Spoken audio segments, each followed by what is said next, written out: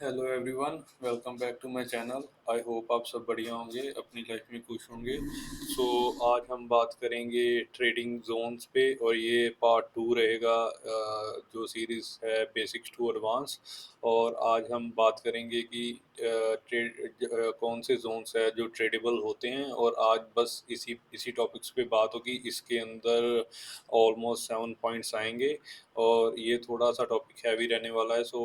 इसलिए मैंने अकेला ट्रेडिंग जोन्स के ऊपर ही वीडियो बनाना इम्पोर्टेंट समझा है, क्योंकि अगर आप चीज़ें धीरे धीरे समझोगे तो आपको बेटर समझ आएगी। एक ही लेक्चर में मैं सब कुछ नहीं डालना चाहता कि टाइम फ्रेम भी बता दूं, कौन से टाइम फ्रेम से जैसे higher time frame to lower time frame कैसे कैसे वर्क करता है, किस में आपको एग्जीक्यूट करना है ट्रेड, कौन से टाइम फ्रेम पे आपको ट्रेंड करना है, कौन सा स्पोर्ट जोन होना चाहिए आपके किस टाइम फ्रेम पे। वो चीज़ें हम बाद में रखेंगे, बट टुडे हम ट्रेडिंग जोन्स पे ही रिलाई करेंगे और उनके ऊपर ही हम बात करेंगे, ताकि आपको चीज़ें इजीली समझ आए। और जैसे कि लास्ट वीडियो में जो पार्ट वन था, उसमें मैंने आपको थोड़ा बहुत नॉर्मल बताया कि कैंडल्स कैसी होती हैं, जो एक्साइटिंग कैंडल्स होती हैं लेग आउट वाली, वो कैसी होती हैं। तो उसके ऊपर हम थोड़ा सा भी आज एलेबोरेट करेंगे और उसको और समझेंगे डेप्थ में, और आपको चीज़ें इजीली समझ आएंगी। आज हम जैसे ट्रेडिंग जोन्स पे बात करेंगे, तो फर्स्ट जोन आपका कंटिन्यूस पैटर्न जोन रहने वाला है और दूसरा रिवर्सल पैटर्न जोन रहने वाला है।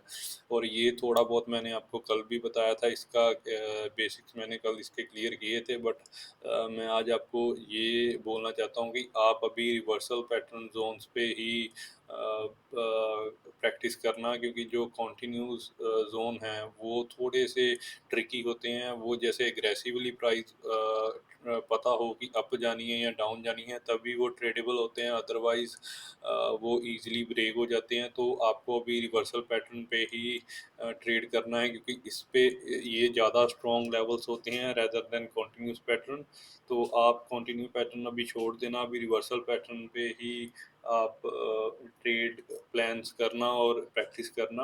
और धीरे धीरे जब आपको एक्यूरेसी आपकी बढ़ जाएगी रिवर्सल पैटर्न पे, तो आपको ऑटोमेटिकली पता चल जाएगा कि ट्रेंड कैसे चल रहे हैं मार्केट के, और कैसे मतलब अग्रेसिवली अगर आप ट्रेंड जा रहा है तो आप कंटिन्यू पैटर्न का डिमांड जोन या ऑर्डर ब्लॉक से ही ऑर्डर प्लेस करके और बाइंग में ट्रेड बना सकते हो। और सेम अगर बेरिश ट्रेंड है और अग्रेसिव ट्रेंड है बेरिश का, तो आप सप्लाई जोन या ऑर्डर ब्लॉक जो सेलिंग वाला है वहाँ से ट्रेड बना सकते हैं।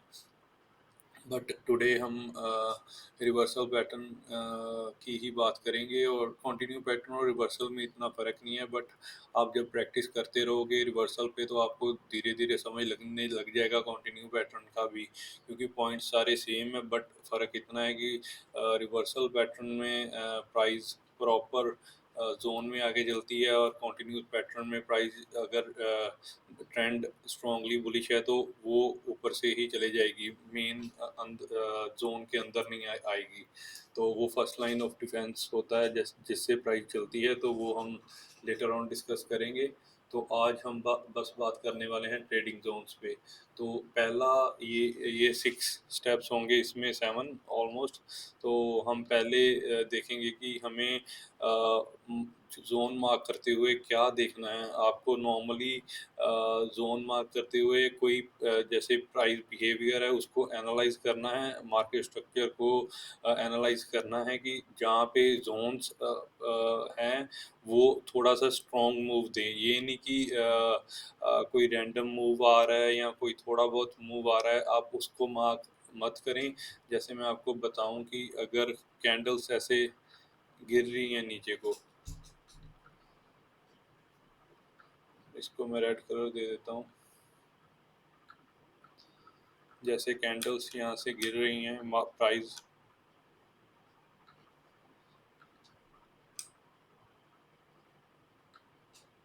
ऐसे गिर रहा है, और यहाँ कहीं उसने थोड़ा सा बेस बनाया, और देन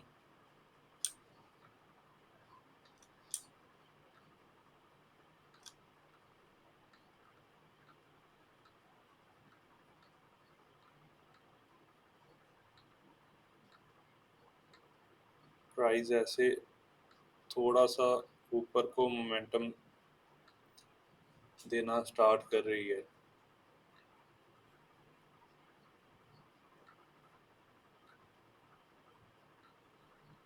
तो नॉर्मली क्या होता है, लोग इसको भी मार्क करते हैं।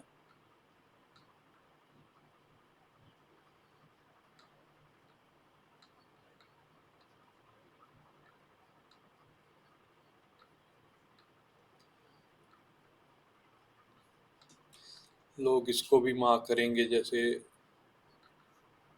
ये ऑर्डर ब्लॉक और बीच में FVGR ऐसे मार्किंग करेंगे इसकी।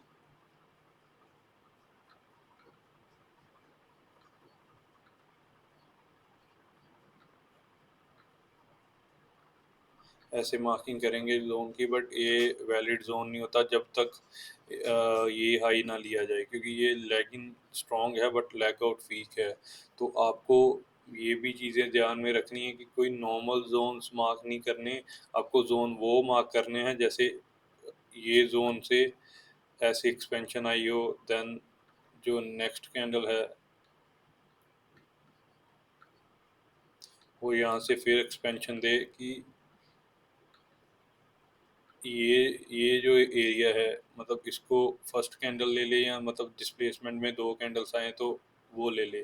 तो एक्साइटिंग कैंडल्स ऐसी बने तो ये एक रिवर्सल पैटर्न होता है, और आप इसका जोन या तो अकेला यहाँ पे मार्क कर सकते हैं और वेट कर सकते हैं प्राइस आने का, और यहाँ आप order block with FVG mark कर सकते हैं। आई होप ऑर्डर ब्लॉक और FVG तो बहुत बेसिक है, आई होप हर एक को पता हो। अगर नहीं किसी को पता तो यूट्यूब चैनल पे मेरे ऑर्डर ब्लॉक और FVG जो हैं उन उस पे एक वीडियो है, शॉर्ट वीडियो है, क्योंकि ये इजी कंसेप्ट है, इसको कोई डेप्थ में जाने की ज़रूरत नहीं है, तो वो आपको इजीली वहाँ से समझ आ जाएगा। और जो वैलिड ऑर्डर ब्लॉक्स हैं या FVG हैं वो मैं आपको यहीं पे बता रहा हूँ कि ऐसे अगर डिस्प्लेसमेंट आती है वो वैलिड है, अगर डिस्प्लेसमेंट नहीं आती तो वो वैलिड नहीं माना जाएगा।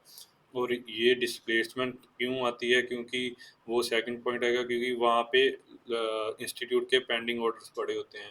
जैसे अगर आप देखोगे तो जब यहाँ से सेलिंग आती गई और यहाँ से प्राइस रुक गई, बायर और सेलर में जब फाइट हुई, तो यहाँ से बायर जीते और बायर ने एक बड़ी ग्रीन कैंडल बनाई, और बड़ी ग्रीन कैंडल बनाते जो इंस्टीट्यूट हैं उनके ऑर्डर कहीं यहाँ पे, कुछ यहाँ पे ऐसे पेंडिंग रह गए, क्योंकि बाइंग स्ट्रॉन्ग आ गई और सेलिंग कम थी। इसीलिए ये कैंडल बनी, क्योंकि बायर्स एग्रेसिवली मूव किए यहाँ पे, तो कुछ ऑर्डर्स ऐसे पेंडिंग रह गए अभी यहाँ पे। और ये बिग क्वांटिटी के ऑर्डर्स होते हैं, कोई नॉर्मल क्वांटिटी नहीं होती। तो वो क्या करते हैं, ऊपर से किसी सप्लाई जोन से, ऑर्डर ब्लॉक से फिर गिरते हैं और यहाँ पे ऑर्डर पिक करके दोबारा चलते हैं। इसी का रीज़न है कि कई बार अगर आप जब जोन मार्क करते हो, प्राइस ऐसे आएगी नीचे, धीरे धीरे आएगी, यहाँ से एक बारी टैप करके एकदम से फिर दोबारा डिस्प्लेसमेंट देके और ऊपर को जाएगी, क्योंकि उन्होंने अपने ऑर्डर पिक करने आने होते हैं, और वो ऑर्डर पिक करके एकदम से दोबारा रिवर्स कर जाते हैं और डिस्प्लेसमेंट दे के और दोबारा कहीं यहाँ पे एंट्री दे के फिर ऊपर जाते हैं। तो आई होप आपको ये पता चला हो ये स्ट्रक्चर क्यों बनता है, क्योंकि उनके पेंडिंग ऑर्डर्स होते हैं यहाँ पे, वो ऑर्डर्स छोड़ जाते हैं, जैसे बाइंग स्ट्रॉन्ग, और ये कैंडल्स बनाने के लिए उनको स्ट्रॉन्ग बाइंग करनी पड़ती है, और सेलर्स जो होते हैं यहाँ पे कम हो जाते हैं, और कम होने के चक्कर में जो उनके बाइंग के ज़्यादा ऑर्डर्स होते हैं वो सारे बिक नहीं होते, कुछ रह जाते हैं, जैसे ये रेंजेस में रह जाते हैं। तो इसीलिए ये हम एरियास मार्क करते हैं, और कोई या इसमें कोई और थ्योरी नहीं है कि ये रेंज वर्क क्यों करते हैं, या ये हम क्यों मार्क करते हैं इतनी एरियास। ये इसी बेसिस पे हम मार्क करते हैं, क्योंकि हमें होता है कि यहाँ यहाँ से दोबारा रिवर्सल आएगा, क्योंकि यहाँ पे पेंडिंग ऑर्डर्स पड़े हुए हैं। तो आपको ये देखना है कि थर्ड पॉइंट जैसे नॉर्मल बाइंग है या स्ट्रॉन्ग बाइंग है। जो तो नॉर्मल बाइंग है, जैसे मैंने आपको पहले ही बना बना के दिखाई थी नॉर्मल बाइंग। जैसे मैं आपको अभी ये बताता हूँ कि नॉर्मल बाइंग क्या होती है और स्ट्रॉन्ग बाइंग क्या होती है। नॉर्मल बाइंग ये होती है, और अगर आप ये मार्क कर रहे हो तो ये इजीली, जैसे यहाँ पे दोबारा आई तो एक एक थोड़ा बहुत रिवर्सल देगी, बट ये ब्रेक हो जाएगी क्योंकि ये नॉर्मल बाइंग है। वेयर वेयर एज अगर आप,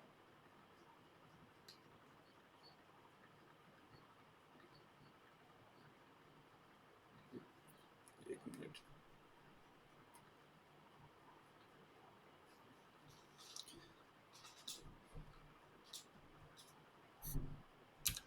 वेयर एज अगर आप स्ट्रॉन्ग बाइंग में देखोगे तो स्ट्रॉन्ग बाइंग ऐसी ही दिखेगी आपको कि एक ही डिस्प्लेसमेंट में वो लेफ्ट साइड ले लेगी स्विंग, और दूसरी डिस्प्लेसमेंट दोबारा अगर आती है तो बढ़िया है, बट आपकी जो है फर्स्ट डिस्प्लेसमेंट से ही आपको पता चले जाएगा कि या इसमें स्ट्रॉन्ग वायर्स इन्वॉल्व हैं और बाइंग अग्रेसिवली अप जा रहे हैं, तो आप नॉर्मली ये एरिया मार्क करोगे और ये वर्क करता आपको दिखेगा। तो आपको ऐसे एरियाज मार्क करने हैं, और आई होप आपको पता हो कि एरियाज वही वैलिड हैं जिनकी विक टू विक टैब नहीं है। जैसे मैं बताऊं कि यहाँ पे एक विक है, और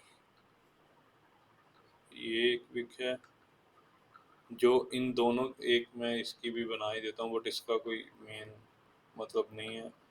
तो आपकी जो फर्स्ट कैंडल है, फर्स्ट और थर्ड कैंडल में बीच में गैप होना चाहिए, विक टैप नहीं होनी चाहिए। अगर तो विक ऐसे टैप है तो वो वैलिड ऑर्डर ब्लॉक नहीं माना जाएगा या वैलिड एफईजी नहीं माना जाएगा, और आप ये जोन मत मार्क करना। ये जोन वैलिड नहीं होगा, ये डिमांड जोन वैलिड नहीं होगा। आप ये भी जोन नहीं ऐसे मार्क कर सकते क्योंकि विक टू विक टैप है। ऑर्डर्स जैसे मैंने आपको पहले बताया, जो मान लो अभी मैं ये कैंडल हटा देता हूँ, जैसे मैंने आपको समझाया था कि जब बाइंग आती है तो यहाँ पे सेलर्स अग्रेसिवली डाउन जा रहे थे, यहाँ पे बाइंग आनी स्टार्ट हुई, और यहाँ पे क्या हुआ, बायर्स जीतने लग गए और कैंडल ग्रीन बन गई। ऊपर ऊपर की तरफ कैंडल ग्रीन बनने लग गई, और यहाँ पे पेंडिंग ऑर्डर्स पड़े हुए हैं इंस्टीट्यूट के, बिग प्लेयर्स के। बट क्या हो अगर नेक्स्ट कैंडल खुले, ऐसे नेक्स्ट कैंडल खुली, अभी मैं आपको ये विक डिलीट करता हूँ। मान लो ये नेक्स्ट कैंडल अभी खुल गई यहाँ पे, जब क्लोजिंग यहाँ पे हुई और ओपन यहाँ पे होगी तो प्राइस समझो कि यहाँ पे ऊपर गई, और ये स्विंग का हाई लिया और नीचे गिरी, और यहाँ से ऑर्डर्स पिक करके एकदम से ऊपर आई और यहाँ कहीं बंद हो गई। जब यहाँ पे बंद हुई तो उसकी विक यहाँ तक जाएगी, और यहाँ कहीं क्लोज हाई बनेगा यहाँ तक, और लो यहाँ तक, और ओपन यहाँ हुई, लो यहाँ पे बना, हाई यहाँ पे, और क्लोज यहाँ पे हुई। ये भी मैंने कंसेप्ट आपको लास्ट वीडियो में बता दिया था। तो ये ओपन, लो, हाई, क्लोज हो गई, बट जब इसने लो बनाया इसने ऑलरेडी ऑर्डर्स पिक कर लिए अपने। तो अगर आप ये जोन ऐसे मार्क करोगे तो अगर प्राइस इसमें आएगी भी, आप खुद सोचो कहाँ से रिवर्सल देगी ये, क्योंकि ऑर्डर्स ऑलरेडी ये बिकने थे जो पिक किए।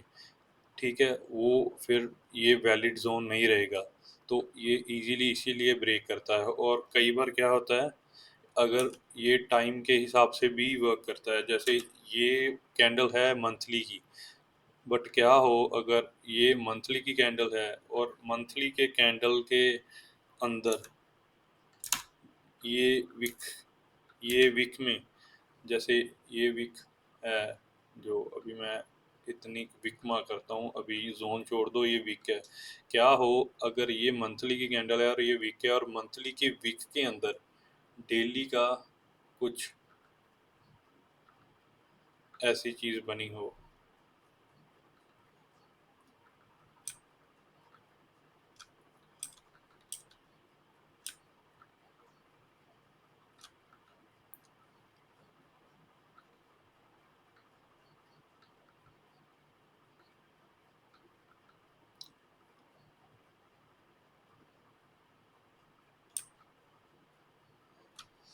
सो क्या हो अगर ये मंथली की वीक है बट उसके अंदर ये डेली की कैंडल्स हैं।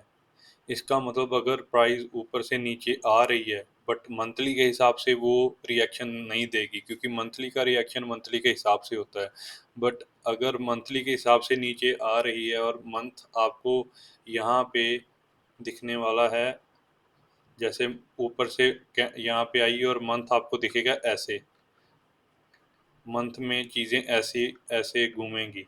बट अगर आप डेली में देखोगे तो डेली में चीज़ें आपको थोड़ी सी और बढ़िया दिखेंगी, क्योंकि मंथ में आपको अकेली वीक दिख रही है बट डेली में आपको ट्रेंड डाउन दिखेगा, क्योंकि एक मंथ के अंदर 20 डेज ऑलमोस्ट ट्रेडिंग चलती है। Four four 5 days a week और 4 वीक आप लगाओगे मंथ में होते हैं, तो 20 डेज में आपको ट्रेंड डाउन भी दिख सकता है 20 कैंडल्स। और ऐसे जैसे अगर यहाँ से प्राइस ऊपर गई है तो एकदम से ऐसे ऊपर भी आ सकती है। तो देन अगर ये फॉर्म वीक में बन रही है ये चीज़ डेली में, तो आप एंट्री प्लान कर सकते हो। देन अगेन जैसे आपको मैं बोलूँ कि जो ये कैंडल है, जैसे मैंने आपको कंसेप्ट बताया हुआ है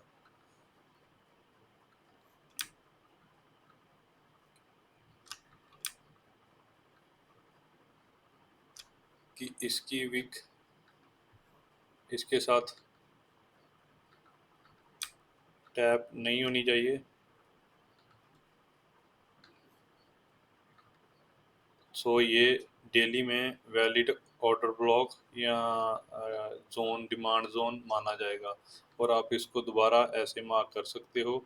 और इसमें डेली के हिसाब से, मंथली के हिसाब से नहीं, जो भी टाइम फ्रेम पे आप कर रहे हो डेली के हिसाब से मार्क करोगे जोन, और ये आपको वर्क करता नज़र आएगा कि अगर प्राइस यहाँ से नीचे आ रही है, यहाँ पे ऑर्डर्स पड़े हुए हैं अगेन, जैसे यहाँ पे थे मंथली में बिक हो गए, बट डेली में जो है वो ऑर्डर्स पड़े हुए हैं और ऐसे प्राइस आएगी, क्योंकि जब डेली में ये मंथली में बिक बनी और डेली में कुछ यहाँ पे ऑर्डर ऑर्डर पेंडिंग रह गए उनके, और देन कुछ यहाँ पे रह गए,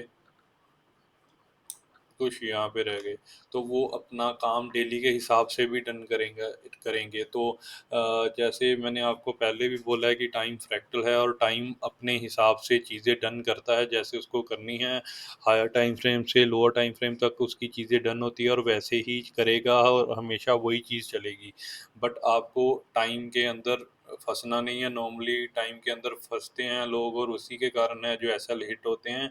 अगर क्योंकि अगर आप ये रेंज मार्क की होती है आपने ये मंथ वाली, और आप मंथ के हिसाब से टारगेट अपने रखे होते हो, तो मंथ के हिसाब से ये चलना ही नहीं था, क्योंकि मंथ में ऑर्डर्स ऑलरेडी पिक हुए हैं। उसके अंदर जो डेली में रेंज बनी है उसके पेंडिंग ऑर्डर्स हैं, बट उसके डेली के हिसाब से पेंडिंग ऑर्डर वो अपना काम करेंगे, उनमें जितनी फोर्स होगी सेलर्स के अगेंस्ट वो उतना ही काम करेंगे और उतना ही टीपी देंगे आपको, मंथली के हिसाब से टीपी नहीं देंगे।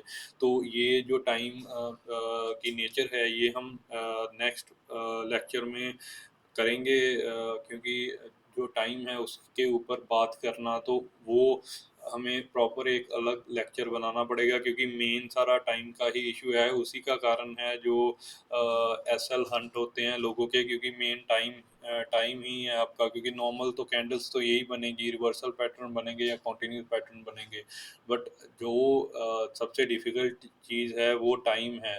तो आपको वो मैं नेक्स्ट लेक्चर में प्रॉपर वीडियो बना के दूंगा, बट अभी आप बस इतना ही समझो कि वो जोन वही वैलिड रहेगा हर टाइम फ्रेम पे, चाहे मंथली हो, वीकली हो, डेली हो।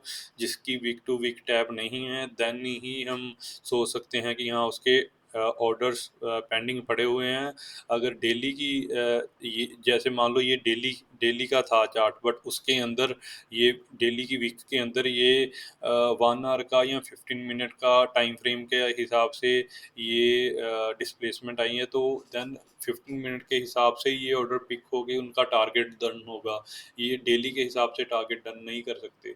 तो ये सारी चीज़ें हैं टाइम की, वो भी हम नेक्स्ट लेक्चर पे छोड़ते हैं। बट आपको नॉर्मल मैं बता दूं कि आपको डिस्प्लेसमेंट देखनी है, ये वीक टू वीक टैप नहीं होनी चाहिए, और जो बीच वाली है वो एक्साइटिंग कैंडल होनी चाहिए। इसको एक्साइटिंग कैंडल बोल दो या स्ट्रॉन्ग कैंडल बोल दो या स्ट्रॉन्ग बुलिश कैंडल बोल दो या डिस्प्लेसमेंट वाली कैंडल बोल दो, हर एक ने अपना नाम डाला हुआ है इसका। बट नॉर्मली जो अगर आप नॉर्मल इसका वर्ड रखोगे तो स्ट्रॉन्ग बुलिश कैंडल आप बोल सकते हो। आपको डिस्प्लेसमेंट बोलने की ज़रूरत नहीं है या आपको एक्साइटिंग कैंडल बोलने की ज़रूरत नहीं है, बट स्ट्रॉन्ग बुलिश कैंडल आप बोलो। और स्ट्रॉन्ग बुलिश कैंडल बीच में हो और एक यहाँ पे कैंडल और एक यहाँ पे, और उसके विक टू विक टैप नहीं होना चाहिए। इसका हाई हाई नहीं होना चाहिए और इसका लो जो है विक का वो टैप नहीं होना चाहिए। आप आपस में जैसे इन दोनों में हुआ है तो ये वैलिड ऑर्डर ब्लॉक है, ये वैलिड ऑर्डर ब्लॉक नहीं है।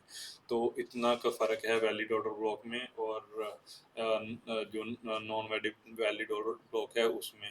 तो आई होप आपको ये भी पता चल गया होगा। देन आपको नॉर्मल बाइंग और स्ट्रॉन्ग बाइंग भी मैंने आपको बता दी कि नॉर्मल जो यहाँ पे कैंडल्स रह जाती हैं, जैसे इतनी की रेंज कवर करती हैं तो वो नॉर्मल कैंडल्स हैं। ऐसे जैसे इतनी की ही रेंज कवर होती है तो वो नॉर्मल कैंडल्स हैं। बट एक्साइटिंग कैंडल्स ऐसे ही होती हैं तो वो स्ट्रॉन्ग बाइंग जोन है, उस पर आप रिलायबल हो सकते हो ट्रेडिंग सेटअप के लिए। जैसे हमने यहाँ पे ट्रेडिंग सेटअप बनाया और यहाँ पे जहाँ पे ऑर्डर पेंडिंग से वहाँ से ट्रेड लिया। देन जो इंस्टीट्यूशन स्ट्रेटजी होती है वो नॉर्मली यही होती है कि यहाँ वो रिटेलर के हिसाब से ऑपोजिट वर्क करती है, इसीलिए रिटेलर 90 to 95% लॉस में है, क्योंकि इंस्टीट्यूट कभी भी रिटेलर के हिसाब से नहीं चलेगा, वो अपने हिसाब से ही चलेगा।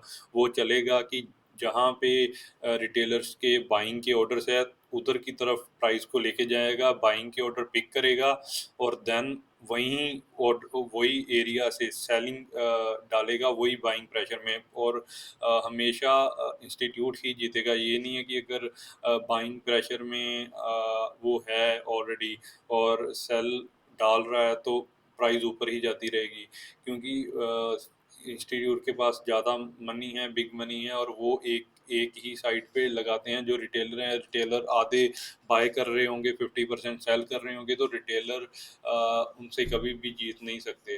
तो हमेशा इंस्टीट्यूट ही जीतेगा। और अगर वो बाइंग प्रेशर में, जो रिटेलरों का बाइंग प्रेशर है उसमें सेल डाल रहा है अपने, और वो 100% नीचे ही आने वाली है कैंडल।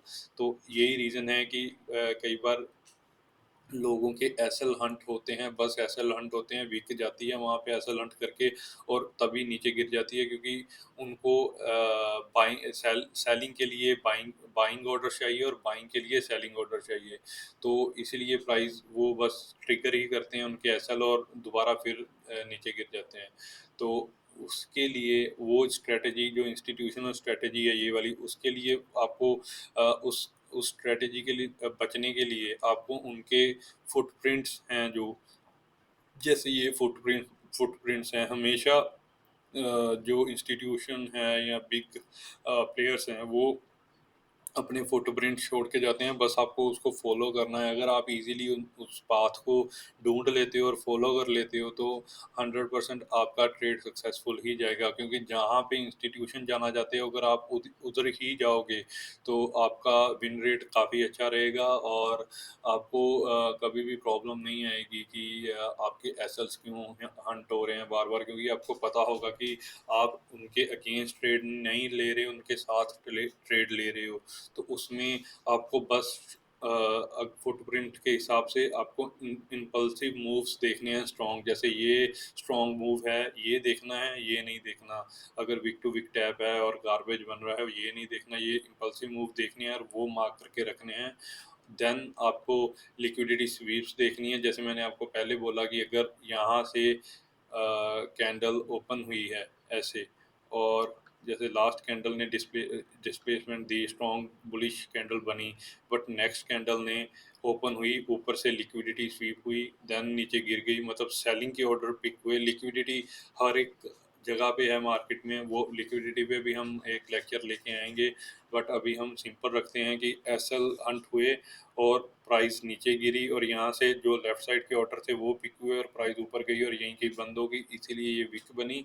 और जो भी ये कैंडल यहाँ पे आके बंद हो गई, तो जो लिक्विडिटी थी, ये लिक्विडिटी स्वीप मतलब एसएल हंट हुए और ये बाइंग ऑर्डर पिक हुए, इसी का रीज़न है कि यहाँ पे ज़ोन नहीं बना। तो आपको ये चीज़ें भी देखनी है कि स्वीप हुई है और ज़ोन नहीं बना, तो ये स्ट्रॉन्ग इम्पल्सिव मूव नहीं है, हमें ट्रेड नहीं करना। देन आपको देखना है कि कई बार क्या होता है, कई एरिया से, जैसे इस एरिया से एकदम स्ट्रॉन्ग मूव आएगा, इससे भी ज़्यादा बढ़िया, तो अगर वो आ रहा है आपको वो भी ध्यान में रखना है और वो दोबारा मार्क करना है, क्योंकि वहाँ पे फिर पेंडिंग ऑर्डर सेम ऐसे ही बनेंगे और वहाँ से फिर आपको प्राइस चलती हुई नज़र आएगी दोबारा अप की साइड। तो ये आपको फुटप्रिंट से ही पता चलेगा और इस पे ही आप प्रैक्टिस करोगे। देन आपको जो 6 पॉइंट है, मेन ये पॉइंट रहेगा कि आपको प्रैक्टिकली थिंक करना है, इमोशनली नहीं करना। अगर आप बाय के ट्रेड ले रहे हो या आप यहाँ से सेल के ट्रेड ले रहे हो, यहाँ से सेलिंग ले रहे हो, बट बायस चेंज हो गए और डायरेक्शन चेंज हो गई और बुलिश हो गई और ट्रेंड बुलिश हो गया, बट आप फिर भी इमोशनली ट्रेड कर रहे हो कि मैंने सेल में लॉस किया है तो मैं सेल करके ही प्रॉफिट करूंगा, और मोस्टली ऐसा ही होता है। और देन आप अग्रेसिवली ट्रेड करने लग जाते हो। कभी भी आप देखना, अग्रेसिव ट्रेडिंग में आप कभी भी अगर सेल का ट्रेड आपका एक लॉस हो गया है, दो लॉस हो गया, आप तीसरा बाय का नहीं खोलोगे, आप सेल का ही खोलोगे, चाहे आपको इतनी ग्रीन कैंडल दिख जाए, चाहे इतनी ग्रीन कैंडल दिख जाए। अगर आपको इतनी ग्रीन कैंडल भी दिखेगी, आप सोचोगे कि अभी मैं यहाँ से सेल कर सकता हूँ, क्योंकि अभी इसको प्राइस को नीचे गिर के एक पता नहीं नीचे स्क्रीन से भी नीचे चले जाना है, बट वैसा नहीं होता। तो प्राइस, अगर आप अग्रेसिवली ट्रेडिंग छोड़ोगे तो ही आपके फेवर में चीज़ें वर्क करेंगी। और ये नहीं है कि अगर आपको एक एसएल हुआ सेलिंग में, दूसरा भी एसएल सेलिंग में और तीसरा फिर अगर आप यहाँ से सेल कर रहे हो, तो वो आपका तीसरा भी एसएल ही होने वाला है। तो आपको ट्रेंड के हिसाब से भी चीज़ें देखनी है। इसीलिए मेन इमोशनली आपको ट्रेड नहीं करना, आपको प्रैक्टिकली ट्रेड करना है, लॉजिकली ट्रेड करना है, डिसिप्लिन के हिसाब से ट्रेड करना है। आपको कुछ चीज़ें डिसिप्लिन में डालनी है कि मुझे ट्रेड में जर्नल बनानी है। मेन पॉइंट इसका है जर्नल और रिस्क रिवॉर्ड रेशियो। उस पे भी हम वीडियो लेके आएंगे और उसमें भी डेप्थ में समझाएंगे कि जर्नल में क्या चीज़ें आपको डालनी है। ए प्लस सेटअप की चीज़ें आपको डालनी होगी और आपको बताना होगा कि मैं ट्रेड क्यों ले रहा हूँ, क्या मेरा रीज़न है ट्रेड लेने का, और उसी से आपकी ट्रेडिंग दिन ब दिन बेटर होगी। अगर आप विदाउट जर्नल ट्रेड ले रहे हो, तो मैं गारंटी दे सकता हूँ, आप 1 मंथ ट्राई कर लो, आप 2 मंथ ट्राई कर लो, आपकी एक्यूरेसी वहीं रहेगी, क्योंकि आपको पता ही नहीं है कि आप ट्रेड क्यों ले रहे हो। और अगर ट्रेड लेते लेते 1 मंथ के बाद आप इतना अग्रेसिवली ट्रेड करोगे, क्योंकि आप, जैसे मैंने आपको बताया कि अगर सेलिंग में बैठे हो और आप सेलिंग में ही सारी अपनी कैपिटल उड़ा दोगे, आपको पता ही नहीं होगा कि आप किस लॉजिक पे ट्रेड ले रहे हो, क्योंकि आपका डिसिप्लिन नहीं होगा, आपको जर्नल नहीं बनानी आती होगी कि मैंने जर्नल में क्या बनाना था, क्या देखना था, और आप इमोशनली ट्रेड ले रहे हो। तो आपको इमोशनल डिसीजंस अवॉइड करने हैं, हमेशा प्रैक्टिकल ही और लॉजिकली ही ट्रेड करना है। तो ये 6 पॉइंट का सारा मेन मुझे कंसर्न था, जो मुझे क्लियर करना था। देन आपको जो सेवन्थ पॉइंट है न्यूज़ का, इसमें क्या होता है कि कई बार न्यूज़ के रिगार्डिंग कोई न्यूज़ आती है और लोग उसी के रिगार्डिंग भी ट्रेड करते हैं। देन नॉर्मली मैं आपको बताऊं कि जो इंडियन मार्केट है, न्यूज़ का इंडियन मार्केट में बहुत कम इम्पैक्ट पड़ता है।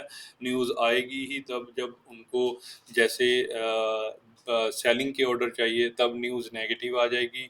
और जैसे मान लो अभी मैं बताता हूँ कि इंडियन मार्केट में आप यहीं पे हो और प्राइस अभी ऐसे आ रही है, ठीक है, प्राइस अभी यहाँ कहीं है, उनको पेंडिंग ऑर्डर पिक करने, बट यहाँ कहीं है।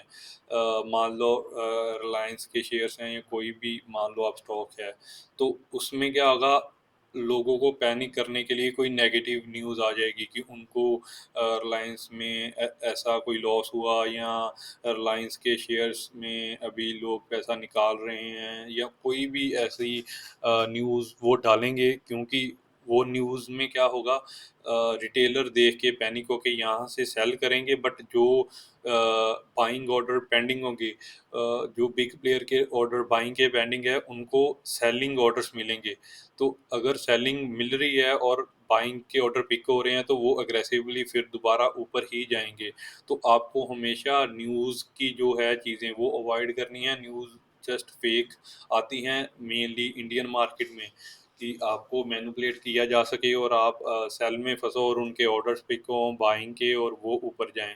तो ये सारा है इंडियन मार्केट का। बट फॉरेक्स मार्केट में जो है, फॉरेक्स मार्केट हाईली इम्पैक्ट होती है, स्ट्रांगली वॉलेटाइल होती है जब रेड फोल्डर होते हैं। जैसे फॉरेक्स फैक्ट्री आप सर्च करना, ये आपके लिए जो फॉरेक्स मार्केट में काम कर रहे हैं या ट्रेड कर रहे हैं उसमें ये काफ़ी आपको हेल्पफुल रहेगी। आप फॉरेक्स फैक्ट्री सर्च करो, उसमें जो रेड फोल्डर वाली न्यूज़ हैं वो हाई हाई इम्पैक्ट करती हैं करेंसीज में। बट तब भी वो हाई इम्पैक्ट क्या करेगी कि यहाँ के जैसे प्राइस अभी यहाँ पे प्राइस है, तो यहाँ पे अभी ऐसे कभी ऊपर जाएगी कभी नीचे जाएगी। जब मान लो 7 बजे न्यूज़ आनी है, या मान लो 145 हुए हैं, 146 पे न्यूज़ आनी है कोई हाई इम्पैक्ट वाली रेड रेड फोल्डर वाली न्यूज़, तो उसके 5-7 मिनट पहले तो ऐसे ऐसे मार्केट मोमेंटम धीरे कर देगी। बट जब भी न्यूज़ आएगी एकदम से मार्केट नीचे ओपन होगी, 1 मिनट की कैंडल ही इतनी बड़ी बन जाएगी, यहाँ से ऑर्डर पिक करके दोबारा यहीं कहीं आ जाएगी। ऐसे अगर यहाँ पे ऑर्डर पिक होगे और दोबारा यहाँ आके और यहाँ पे क्लोज हो जाएगी, और उसकी आप देखोगे तो न्यूज़ के टाइम भी कितनी ही रह जाएगी, इतनी हो जाएगी और बॉडी बस छोटी रह जाएगी। और यही रीज़न है कि न्यूज़ के टाइम भी लोग अवॉइड करते हैं, क्योंकि अगर यहाँ पे कोई बाइंग में बैठा है तो उसके एसएल हंट होने ही होने हैं और उनको अपने ऑर्डर यहाँ से पिक करने हैं। तो अगर तो आपको ये एरियाज नहीं पता कि ये कहाँ से वो दोबारा ऊपर जा सकते हो, तो आप ट्रेड अवॉइड करो। नहीं तो आप यहाँ कहीं भी बाइंग के ट्रेड पहले डाल के रख सकते हो कि आपको पता है कि न्यूज़ अगर पॉजिटिव आने वाली है या नेगेटिव आने वाली है, उनको ये ऑर्डर पिक करके ऊपर जाना है। या न्यूज़ पॉजिटिव आ गई बट ये ऑर्डर पिक होंगे तो ही वो ऊपर जाएगी। तो वो आपको ईजी रहेगा अगर आप प्रैक्टिस ही करो पहले, न्यूज़ के टाइम पे ट्रेड मत करो और देखो न्यूज़ कैसे चलती है फॉरेक्स में। बट नॉर्मली न्यूज़ फॉरेक्स के अंदर हाईली इम्पैक्ट करती है, बट देन आल्सो वो अ, यही एरिया के हिसाब से चलेगी। ये नहीं है कि अगर ये एरियाज बने हुए हैं और ये तोड़ के कहीं मतलब और नीचे चले जाएगी, ये ऐसा नहीं होगा। बट हाँ, जब कई बार स्ट्रॉन्ग न्यूज़ आ जाती है और वीक ब्लॉक्स होते हैं, वीक एरियाज होते हैं, वो इजीली ब्रेक हो जाते हैं। तो इसीलिए आपको न्यूज़ पहले अवॉइड करनी है। धीरे धीरे आप न्यूज़ में भी ट्रेड करने लग जाओगे जब आपकी एक्यूरेसी बढ़ जाएगी और चीज़ें आपको समझ लगने आ जाएगी। तो ये न्यूज़ का सारा था।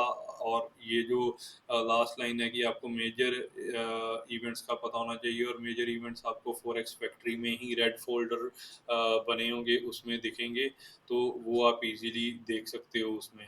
तो अगर मैं आपको वो साइट भी खोल के दिखा दूं और मैं बता देता हूं कि कैसे न्यूज़ देखनी है कि आपको पता चल जाए।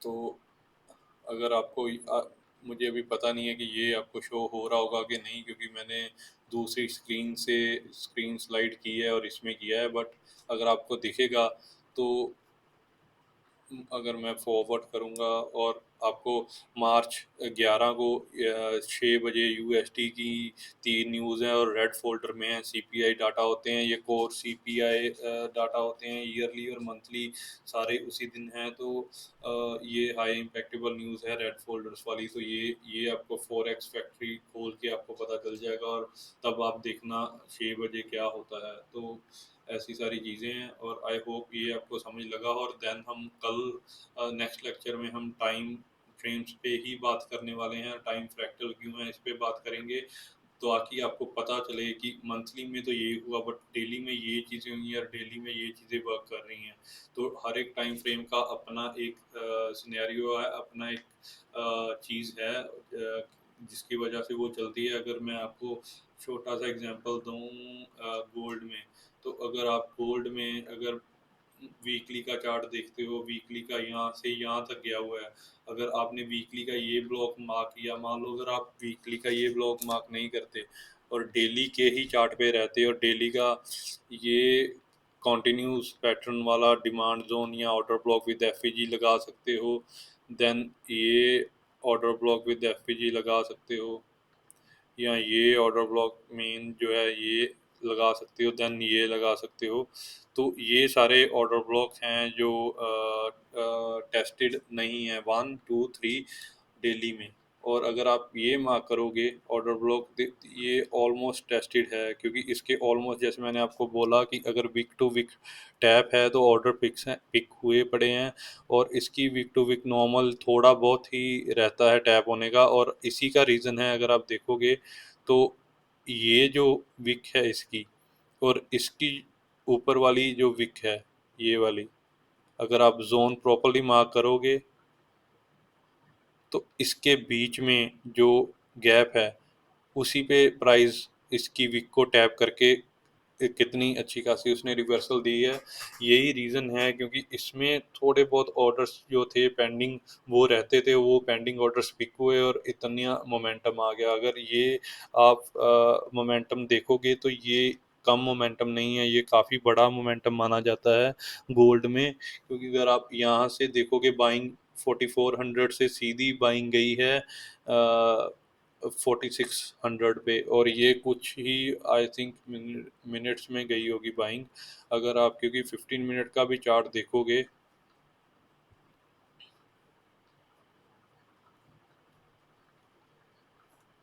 15 मिनट का भी अगर आप चार्ट देखते हो यहाँ पे, तो ये बस टैप हुई है, और 15 मिनट की हर एक कैंडल आप देखोगे तो यहाँ तक तो अप ही जाती रही है विदाउट नीचे का कैंडल का लो लेते हुए, और ये 15 मिनट की कैंडल है। अगर आप 1 आवर की कैंडल देखोगे तो 1 आवर की कैंडल्स भी कुछ आपको ऐसी ही दिखने वाली है। जैसे आप देखो, कोई भी 1 आवर की कैंडल ने लास्ट आवर की कैंडल का लो नहीं लिया, तो आप इजीली यहाँ से एंट्री लेके आप एसएल ट्रेल भी कर सकते थे। बट वो एंट्री मॉड्यूल्स वो डिफरेंट स्टोरी है, मैं अभी एंट्रीज पे नहीं जाऊँगा कैसे एंट्रीज लेनी है। बट नॉर्मली आपको बता रहा हूँ कि हायर टाइम फ्रेम का अगर आपने जैसे डेली में ये चीज़ देखी है, डेली में आपको इतने अभी वो जोन्स तो मार्क करने आएंगे कि ये कॉन्टिन्यूस जोन है, ये जैसे रिवर्सल वाला जोन है। अगर आप मैं ऐसे मार्किंग करता हूँ इसकी, ये फर्स्ट रिवर्सल वाला जोन, ये सेकंड रिवर्सल, ये थर्ड रिवर्सल वाला जोन, ये कॉन्टिन्यूस जोन, और ये ऐसे। अभी आपको जैसे मैंने बताया कि जो वैलिड है वो आप मार्क करो, और आप जोन्स मार्क करोगे ऐसे। ये वो first order block with FEG, then ये second order block, order block with FEG, और देन ये third order block with FEG. और आप देखोगे ये तो ऑलरेडी टैप होके ऊपर चला गया, और थोड़ा सा रहता है ये, अगर आप छोड़ भी दोगे तो ये वैलिड है, देन ये वैलिड है, ये तीन वैलिड है। और बट अगर आप वीकली में जाओगे हायर टाइम फ्रेम पे, जो मैं नेक्स्ट आपको लेक्चर में बताऊंगा कि टाइम को कैसे आप मैनेज करना है कि आपके एसएल हंट ना हो, तो आप अगर देन देखोगे तो यही यहाँ पे एक ही, अगर ये मैं लाइन हटा दूं ट्रेंड वाली, तो अगर आप देखोगे तो एक ही ट्रेंड में ये वन वन स्विंग बना है, और सीधा वीकली का यहाँ तक क्या है। और इसका मतलब अगर वो गिरता है दोबारा पेंडिंग ऑर्डर्स पिक करने आता है यहाँ पे, जैसे मैंने आपको, रुक जाओ मैं थोड़े से ये डॉट्स बढ़ा देता हूँ और ये बंद कर देता हूँ। और जैसे मैंने आपको बोला कि पेंडिंग ऑर्डर्स वो पिक करेगा और टैप करेगा और ऊपर जाएगा, तो वो आप देखोगे कि वीकली के हिसाब से तो एग्जैक्टली वर्क किया। अगर आप डेली की रेंज छोड़ दोगे, वीकली का ही ऑर्डर ब्लॉक ये लोगे और एफवीजी विद एफवीजी लोगे, तो आप देखोगे कि वीकली के रेंज के अंदर आके ही टैप होके प्राइस ऊपर गया, और अभी कहीं यहाँ यहाँ पे है, तो वीकली के हिसाब से तो वर्क किया। बट अगर आप ऊपर हायर टाइम फ्रेम देख ही नहीं रहे, बस डेली में देख रहे हो, और डेली में ये चीज़ें मार्क कर रहे हो, और आप यहाँ पे भी एसएल ले रहे हो, आप यहाँ पे भी ले रहे हो, आप यहाँ पे भी ले रहे हो, तो एक्चुअल में जब यहाँ से वर्क कर रहा है तो आपकी कैपिटल ख़त्म हो जाएगी, या आपको ट्रेड लेना इतना सही नहीं लगेगा, और आपको इतना श्योरिटी नहीं होगी कि अब ये ऊपर ही जाएगी। तो इसी का रीज़न है, जो टाइम फ्रेम पे मैंने वीडियो बनाऊंगा वो अलग बनाऊंगा कि आपको एक एक चीज़ पता चले, और टाइम फ्रेम की नेचर पता चले, और आपको आप इनर लिक्विडिटी ना बनो, क्योंकि ये जो सारी है ये इंटरनल लिक्विडिटी है। मेन स्विंग इसका यही था वीकली के हिसाब से, तो इसको यहाँ पे टैप होके ऑर्डर्स पिक होके ऊपर मोमेंटम देना था। जैसे इसने यहाँ पे मैंने आपको बताया कि अगर वीकली में ये हायर टाइम फ्रेम या लोअर टाइम फ्रेम जो भी आप लगाओगे, अगर ये रेंज बनी है, ये मान लो वीकली में बनी है और डेली में यहाँ कहीं भी है रेंजेस, तो वो ब्रेक होगी ही होंगी। जैसे यहाँ पे डेली का था, यहाँ पे डेली का था, वो ब्रेक होके उसको वीकली के हिसाब से अपना वर्क डन करके जाना है। तो वो मैं नेक्स्ट वीडियो में लेके आऊँगा। बट ये चीज़ें मैंने नॉर्मली प्रीवियस वीडियो है एक मेरी स्टॉप लॉस हंट वाली, और जिस पे मैंने बताया था कि आपने कैसे आप एंट्री वहाँ ले सकते हो जहाँ पे लोगों के स्टॉप लॉस हो। तो उसमें मैंने ऑलरेडी ये टाइम फ्रेम्स का जो है बातें बताई हुई हैं कि हायर टाइम फ्रेम कैसे आपको बताता है कि ऊपर वाले जो लोअर टाइम फ्रेम के ऑर्डर ब्लॉक्स हैं वो ब्रेक होंगे। जैसे लोअर टाइम फ्रेम अगर डेली का भी है और हायर टाइम फ्रेम वीकली के नीचे ऑर्डर पेंडिंग है, तो डेली के ऑर्डर ब्रेक होंगे ऑर्डर ब्लॉक्स, और वीकली के ऑर्डर ब्लॉक्स वर्क करेंगे क्योंकि उनको उसको वीकली के हिसाब से अपना वर्क रन करना है। तो इस पे मैंने शॉर्ट वीडियो पहले बनाई हुई है, बट मैं जैसे मैंने सीरीज स्टार्ट की है तो इस पे मैं अलग video next video time frame पे ही लेके आने वाला हूँ। देन हम एंट्री मॉड्यूल्स में जाएंगे, बट पहले टाइम फ्रेम पे और लिक्विडिटी समझेंगे हम, तो फिर हम एंट्री मॉड्यूल्स पे जाएंगे। तो आई होप आपको ये चीज़ें समझ लगी हो कि जो जोन्स हैं वो आपको मार्क कैसे करने हैं, और क्या रीज़न है कि आप मार्क कर रहे हो कि जब जब अगर तो ये चीज़ का लो ले रहे हैं, दो कैंडल्स डिस्प्लेसमेंट दे के ले रही है जैसे इसमें, या एक ही कैंडल ऐसे डिस्प्लेसमेंट दे के ले रही है इसमें, तो वही आपको रेंजेस मार्क करनी है। अगर तो ऐसी रेंज है, चाहे विक इसकी यहाँ पे भी है, विक टू विक टैप नहीं है, बट उसने ये लेफ्ट साइड वाला स्विंग नहीं लिया, तो आप ये रेंज मत मार करना, आप फंस जाओगे। और आपके इसी का रीज़न है कि हर एक ऑर्डर ब्लॉक और एफवीजी नहीं चलता, क्योंकि वो कई बार ट्रैप, इसीलिए ये स्मार्ट मनी ट्रैप्स होते हैं, इसीलिए होते हैं क्योंकि ऑर्डर ब्लॉक विद एफवीजी तो आपको दिखेगा, बट वो यहाँ से एसएल स्वीप करके नेक्स्ट कैंडल जो खुलेगी सीधी, आपको मैं बताऊं तो जब ये चीज़ें होती हैं, तो जब नेक्स्ट कैंडल खुलती है तो क्या होता है नॉर्मली,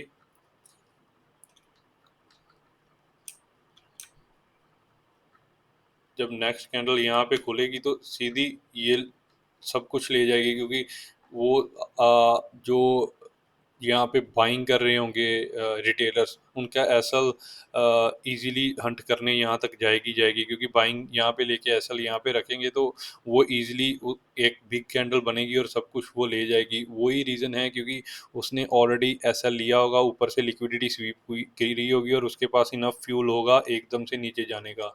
तो ये लिक्विडिटी क्या चीज़ है, सारी चीज़ें मैं आपको लिक्विडिटी पे एक बड़ा टॉपिक बनता है लिक्विडिटी, तो इस ये टाइम फ्रेम के बाद लेक्चर के बाद मैं लिक्विडिटी पे लेक्चर लेके आऊँगा, जिसमें आपको पता चलेगा कि ये मूव्स कैसे आते हैं और इसको कैसे टैकल कर सकते हैं। बट अभी ये वीडियो पे आपको बस यही मेन रखना है कि आप फेक ऑर्डर ब्लॉक, जैसे ये फेक ऑर्डर ब्लॉक है, इसमें नहीं पड़ना, और ये जो मूव्स हैं जो जिसने लेफ्ट साइड की कैंडल्स का लेगिंग का हाई लिया होगा तो वो मार्क करने हैं बस। तो आप अगर यही चीज़ों में कल से ध्यान रखने लग जाओगे तो मुझे श्योरिटी है कि आपके 50 या 40% एसएल तो कम हो ही जाएंगे, क्योंकि आपको देन ये चीज़ें आप देखना अवॉइड करोगे। नहीं तो आप ऐसे हर एक मुझे पता है कि ऑर्डर ब्लॉक विद एफईजी में ट्रेड करते होगे, और इसी का रीज़न है जो एसएल हंट होते हैं। तो आई होप आपको ये ट्रेडिंग जोन्स हैं जो वो पता चले हों। और देन मिलते हैं नेक्स्ट वीडियो में, हम टाइम फ्रेम पे नेक्स्ट वीडियो बनाएंगे। और आई होप आपको ये वीडियो अच्छी लगी, आप शेयर कीजिए, सब्सक्राइब कीजिए, और मैं ऐसा ही कंटेंट लेके आता रहूँगा। और मिलते हैं नेक्स्ट वीडियो में। तब तक के लिए आई होप आप सब बढ़िया रहें, खुश रहें। थैंक यू वेरी मच, मिलते हैं नेक्स्ट वीडियो में।